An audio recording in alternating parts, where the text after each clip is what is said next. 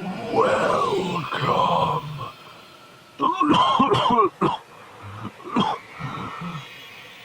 My name is Oswald Thomas.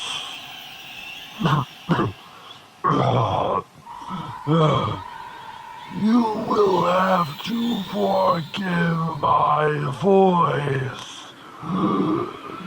I have awoken from beyond the grave, and my voice has not been used in some time. Halloween is coming up so soon. And I have a few stories to share with you.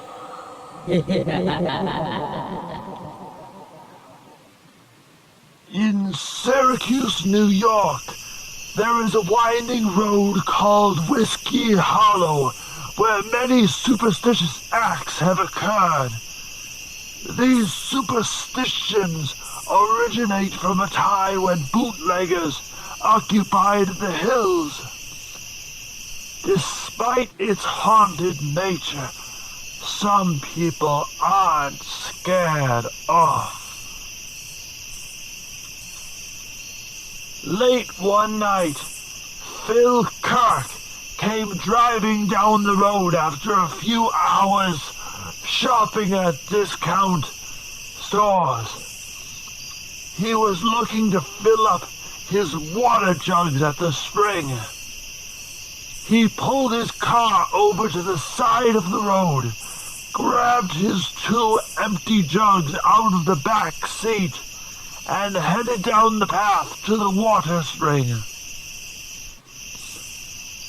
Phil began hearing some small noise coming from deep in the woods, and he saw a light. He filled the first water jug and carried it back to his car. Then he filled up the second and carried it back.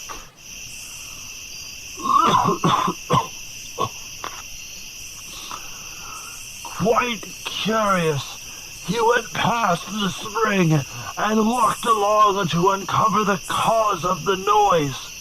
And to his surprise, he saw a group of crazy-looking Satan worshippers standing around a fire.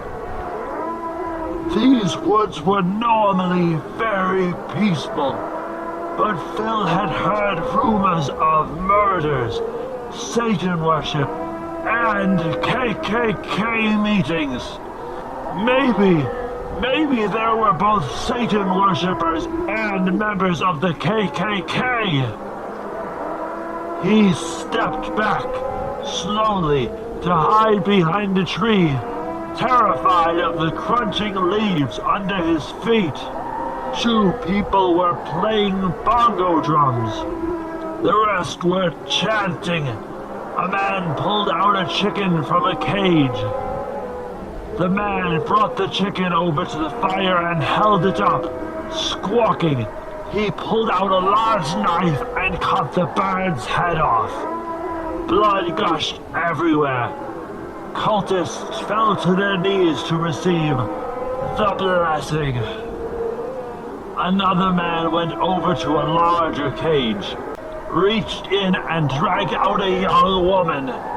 The woman screamed.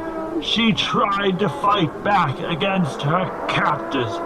She punched and kicked as she was dragged over to the bonfire and the man holding the bloody chicken. The crowd cheered even louder as the man held the chicken over her and doused her in blood. Phil was terrified what could happen next. He had already pulled out his cell phone to dial 911. No service. By then, one of the cultists noticed the light from his cell phone shining in the darkness and called out to the others loudly, warning of an intruder. Everyone turned towards him.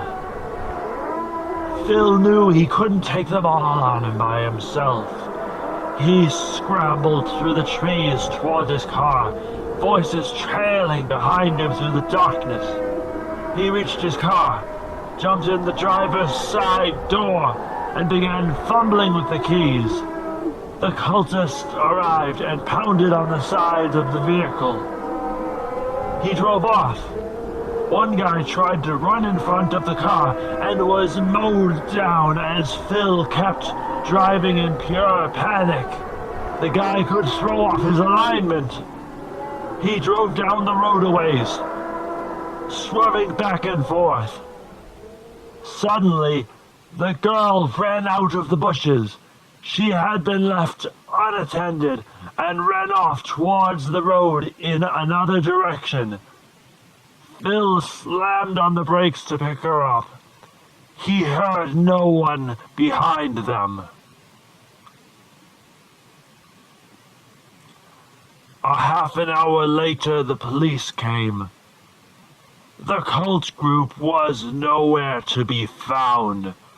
Only their mess remained.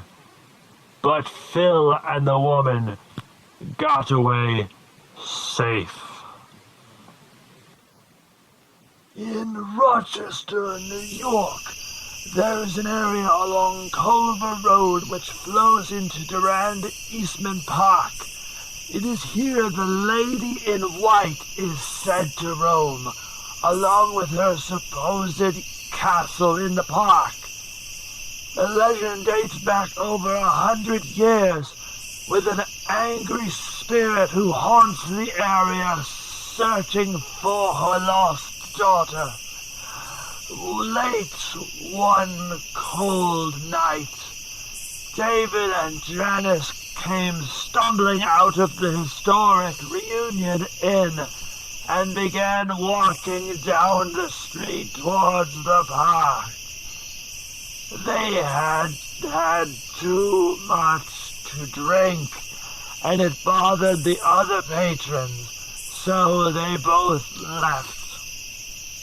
Neither of them could remember where the car was parked. As they kept walking and passed the Irish pub, the crowd inside was rowdy. A lady stood on the patio and called out to them in a drunken stupor. David looked over to the woman, not nearly as drunk as her, and kept walking. It was then that Janice went into her typical flurry of anger and jealousy, grabbing David's hair and pulling it. David broke free and tried to reason with her, but she would have none of it. The result was their usual argument with senseless shouting, slapping, and name-calling. There was a noise that interrupted them. A screaming voice that came out of nowhere. Looking to their right, a white shadow appeared, rushing towards them and crashing into David, and vanishing. They were both terrified of the sudden, crazed noise. They both looked around, seeing nothing, until again the spirit screamed and rushed to the two, knocking David flat on his back. Janice tried to help him up, but he had had the wind knocked out of him and could not stand. The spooky noises continued, and the ghost began to pick on Janice next, rushing her and disappearing. As this occurred, a young lady with long blonde hair and a purple cloak was walking out of the Reunion Inn. A supposed psychic who attempted palm readings and talked to ghosts. She noticed the screaming and the couple being attacked and began running immediately towards them. As the lady made it, she pulled out a metal cross from her bag and began waving it back and forth frantically, calling out that the power of Christ would repel the ghost. Immediately, the spirit disappeared, along with the noise. The street was quiet, other than the bar crowd. The young lady helped David and Janice to their feet. The couple told her they were sorrowful for their argument which caused all this. But the spirit of the lady in white still wanders the area in search of her daughter, angry and searching, and she hates couples most of all. You have been warned.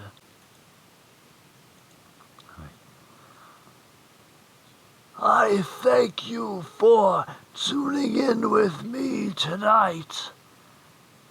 Now that my storytelling is over, I must rest. I do not believe I will come back to the realm of the living for some time.